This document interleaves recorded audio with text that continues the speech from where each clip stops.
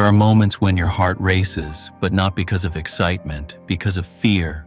Moments when your mind plays every worst-case scenario like a movie on loop. The world feels too fast, your breath too short. Peace. It feels like a word meant for someone else. You try to calm yourself. You tell yourself to trust. But anxiety doesn't ask permission. It arrives loud and uninvited, whispering lies and shouting fears.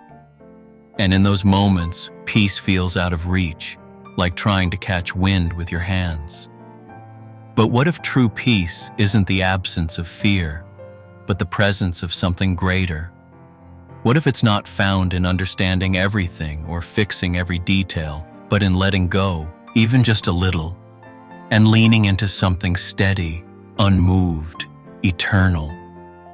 Jesus never promised a life without trouble. In fact, he said, "In this world, you will have trouble." But he followed it with something most of us forget. "Take heart, I have overcome the world."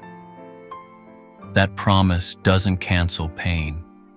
It doesn't erase anxiety with a snap. But it offers something deeper, a peace that doesn't come from control, but from trust. Not shallow trust that only works when life goes your way, but rooted trust, anchored trust. A trust that says, even when I'm afraid, I will choose to stay close. I will choose to believe that I'm not alone. Maybe you've tried everything, deep breaths, distractions, even prayer, but the fear still lingers. And maybe that's because peace doesn't always come in the way we expect. It doesn't always shout over our chaos.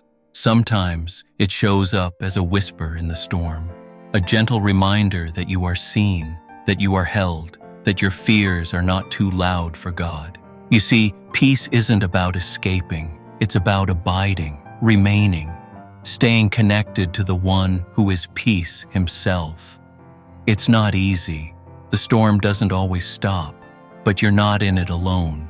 You don't have to pretend the fear isn't real. God never asked you to deny your anxiety.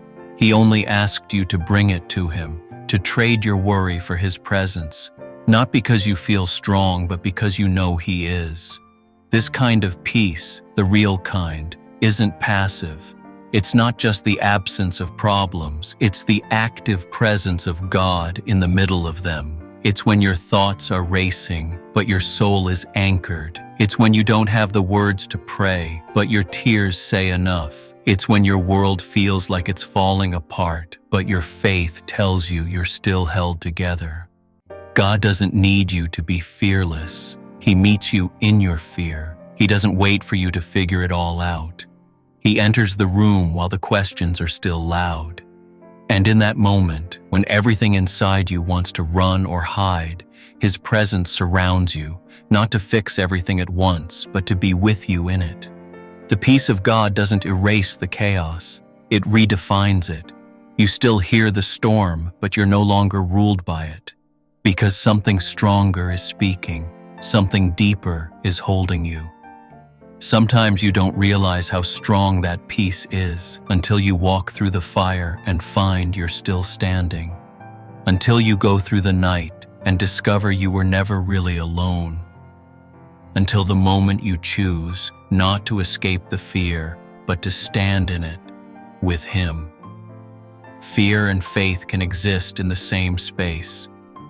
Peace doesn't require perfect confidence. It requires presence. And when you feel like you're falling apart, the truth is, you might be falling into grace, into the arms of a God who never lets go. You've tried fighting the fear on your own. Maybe now it's time to stop striving and start surrendering, not giving up, but giving it to him. Peace comes when you let go of the outcome and lean into the promise. You are with me, you never leave. You've spent so much energy trying to be okay, smiling when you're breaking, showing up when all you wanted was to disappear. You've learned how to hide the fear behind routine, how to mask the anxiety with busyness. But underneath it all, Your soul is still searching for rest, for relief, for something real. Peace isn't about pretending everything is fine. It's about meeting God in the reality of your pain. It's about whispering, "I trust you," even when your voice shakes. It's about staying present when everything inside you screams to escape. God never promised a life without storms, but He did promise that you wouldn't face them alone, that even when the waves crash and the winds rise, He would be your anchor, that when fear grips your chest and the future feels like a fog, His presence would be the light that gets you through. And sometimes, peace doesn't come in a dramatic moment. It comes in the quiet decision to sit with Him one more time, to return to that secret place where the world slows down, to breathe deep and remember who He is, not just a distant God, but a present shepherd, one who walks with you through the valley, not just waits for you on the mountaintop. You don't need to feel brave to take another step. You don't need a clear path to trust the one leading you. Peace isn't found in knowing the plan, it's found in knowing the one who holds the plan. And that knowing doesn't come from head knowledge, it comes from nearness, from the choice to lean on Him even when you feel weak, especially when you feel weak. Maybe the fear doesn't go away overnight, maybe the anxiety still lingers, but now you're not facing it alone. You're walking with peace Himself, and that changes everything. There's a stillness that doesn't come from having everything in order.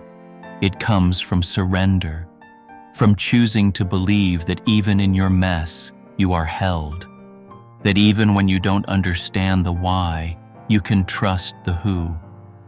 God doesn't wait for your anxiety to vanish before He meets you.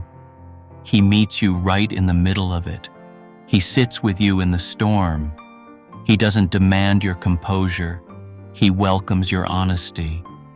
And it's in that honesty, in that sacred space where you drop the mask and simply say, "God, I'm scared," that peace begins to grow. It might feel slow, it might feel like nothing is changing, but your willingness to keep coming back to prayer, to the Word, to quiet moments of surrender, that is where transformation begins. Not always seen on the surface, but deep, quiet roots pushing down into the soil of trust. The world says peace is found in control, in having the answers, in managing every detail. But the truth is, peace is often found in letting go, in placing the things you can't fix into the hands of the one who never fails. It's not passive, it's powerful, because it says, "I believe you are who you say you are, even when I don't feel it yet." And slowly, something shifts, not always outside of you, but within. You breathe differently. You speak more gently. You stop striving to be strong and start resting in His strength. That is the secret. Peace was never something you were meant to create on your own. It was always a gift meant to be received. So don't rush out of this moment. Don't move past what your spirit is beginning to remember. You are safe. Not because life is easy, but because God is near.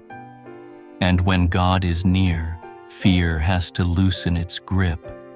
When God is near, anxiety starts to lose its power. You might still feel the weight, but now you know who carries it with you. And that changes everything. Sometimes peace doesn't look like quiet surroundings. Sometimes it looks like chaos on the outside, but stillness on the inside. Because real peace isn't the absence of conflict. It's the presence of Christ in the middle of it. It's knowing that even if the waves keep crashing, you won't sink, because you're not alone in the boat. You begin to walk through your days differently, not with false confidence, but with grounded assurance. Not because the fear disappeared, but because you no longer carry it by yourself. You carry it with Jesus. And He's not just beside you, He's within you. That truth softens your steps. It steadies your thoughts. It shifts your inner world. And in that shift, your decisions start to change. You say no to things that once drained you. You pause before reacting. You let go of trying to fix what's not yours to fix. This isn't avoidance. It's wisdom. The kind of wisdom that only comes when you've been broken and held together again by grace. Because when fear used to speak, you listened without question. But now, you recognize its voice and you respond with truth. Truth like, I don't have to have control. God is still on the throne. Or, even in the middle of this, I am loved. I am safe. I am not alone. These aren't just phrases, they're lifelines, anchors for your soul in the storm. Peace doesn't shout, it doesn't demand, it doesn't crash in like a wave. It comes in slowly, almost unnoticed. It fills the cracks, softens the hard places, and teaches your heart how to breathe again. And even if no one else sees the change, God does. He sees the heart that chose to trust in the middle of fear, the soul that said, I will rest here, even while I wait. This is the kind of peace that lasts. It's not built on circumstance, it's built on presence. And you carry that presence with you into every conversation, every task, every unknown, not perfect, but anchored. Peace doesn't always mean the situation changed. Sometimes it means you changed. You walk through the same hallway, face the same people, carry the same responsibilities, but your heart no longer lives on the edge of collapse. There's space now, space for stillness, space for grace. This peace, it's not fragile. It's not easily shaken. It doesn't vanish the moment your plans unravel. It stays. It roots itself in your spirit and begins to define how you move through life. And that's the miracle. Not that the storm stopped, but that your soul stopped panicking in it. You begin to understand that God doesn't promise to always calm the sea, but He does promise to calm you in the middle of it. He doesn't ask you to be unshaken. He invites you to be held. He doesn't ask you to have all the answers. He asks you to stay close, to let Him be your strength when you run out of your own. And now, when fear whispers in the night, when anxiety climbs again like a wave, you know what to do. You don't fight it alone. You pause. You breathe. You remember, He is here. And He hasn't changed. He's still your refuge, still your provider, still your peace.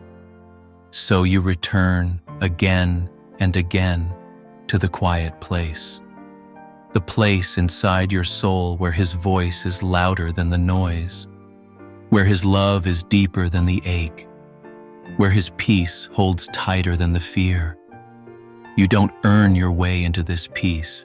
You simply accept it, receive it, breathe it in. And from that place of stillness, you move forward. Not because the fear disappeared, but because the one who calms storms walks with you.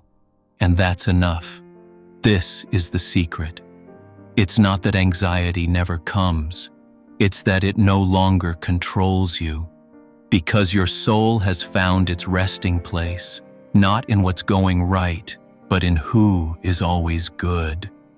Let this be the moment you return to that place again. Quiet, held, steady, anchored in peace that isn't of this world, but is yours, always in Him.